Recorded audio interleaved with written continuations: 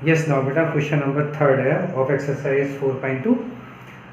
Find two numbers whose sum is 27 and product is 182. तो देखो two numbers हैं, सम दे रखा है बेटा 27. तो अगर तुम एक नंबर x सपोज कर लेंगे तो सेकंड नंबर क्या हो जाएगा 27 माइनस एक्स, क्योंकि सम बेटा 27 दे रखा है. तो if the let the first number be x then second number be 27 minus x because sum is 27. Now product is given 182. So product means x into 27 minus x is equal to 182. So beta multiply inside this bracket.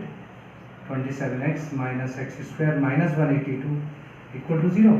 Or you can say minus x square plus 27x minus 182 is equal to 0. Divided by minus 1. Then x square minus 27 plus 182 equal to 0. Now factorize 182 divided by 2, 2 9 जा 2 1 जा और 7 1 जा 7 3 जा 7 3 जा 14 plus 13. X square minus 14 plus 13x plus 182 is equal to 0. X square minus 14x minus 13x plus 182 is equal to 0. बेटा x common x minus 14 13 common x minus 14 is equal to 0. Now x minus 14 common ले लेंगे तो बेटा x minus 13 बच जाएगा. तो x is equal to 14 आ गया और इससे x इज इक्वल टू 13 आ जाएगा. तो when x is equal to 14 then 27 minus 14 हो जाएगा second number. When first number is 14 then second number is equal to 27 minus 14 13 हो जाएगा. और when first number is 13 then second number will be 14. बेटा ये आंसर. yes बेटा. now question number 3 not 3 question number 4. Find two consecutive positive integers sum of whose numbers is 365. 365 उनका square का सम है और कंसेक्यूटिव पॉजिटिव इंटीजर्स. कंसेक्यूटिव मतलब next number जो होता है. सपोज फर्स्ट नंबर x है तो सेकंड नंबर बेटा क्या होगा x प्लस 1 हो जाएगा. तो मैंने लिख दिया देखो लेट द फर्स्ट नंबर भी x एंड सेकंड नंबर भी x प्लस 1. अब अकॉर्डिंग टू क्वेश्चन इनका स्क्वायर और इनका sum the sum of their squares is given 365.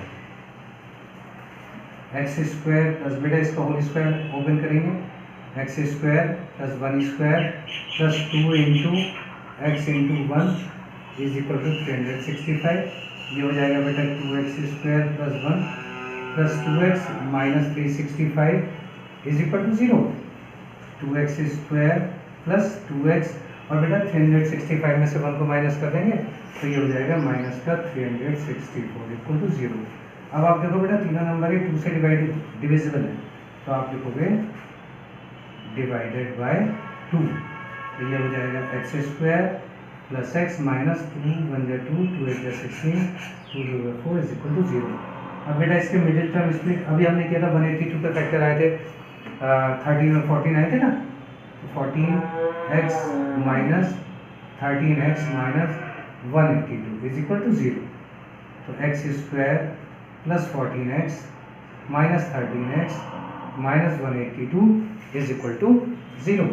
x common x plus 14 minus 13 common x plus 14 is equal to 0. तो बेटा आ जाएगा x plus 14 और x minus 13 is equal to 0. इससे आएगी बेटा x is equal to minus 14, इससे आएगी x is equal to 13. तो ये तो इम्पॉसिबल है क्योंकि उसका तरीका है कि पॉजिटिव इंटीजर्स हैं तो ये तो हम नेगलेक्ट कर देंगे. तो इसलिए बेटा फर्स्ट नंबर क्या हो जाएगा हमारा 13.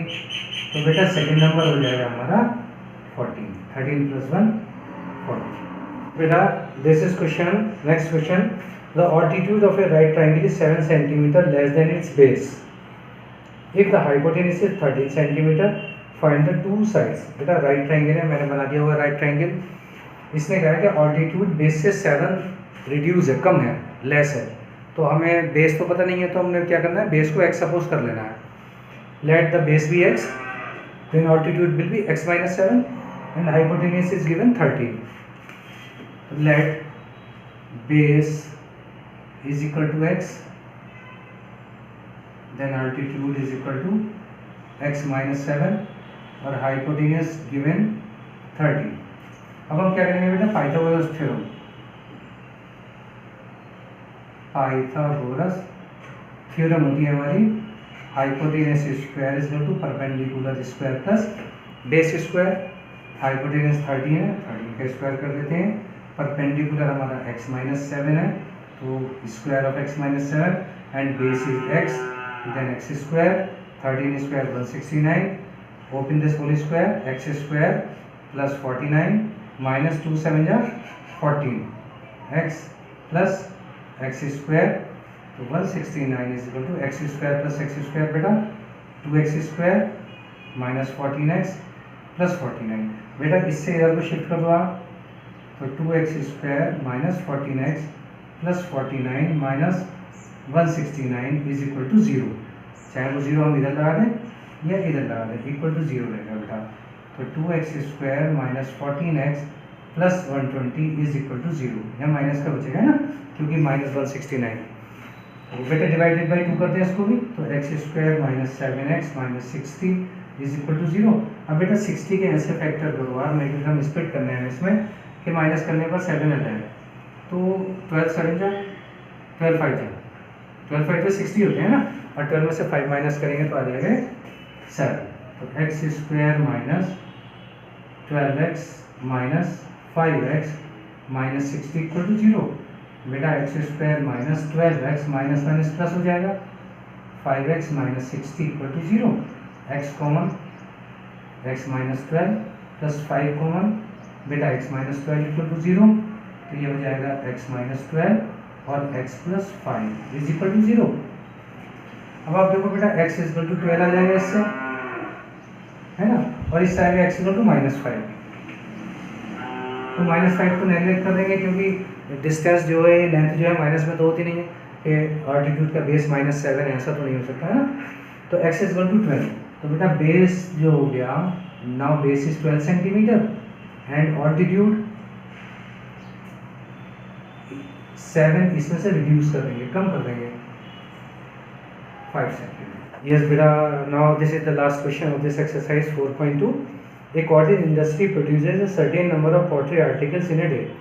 It was observed on a particular day that the cost of production of each article was 3 more than twice the number of articles produced on that day.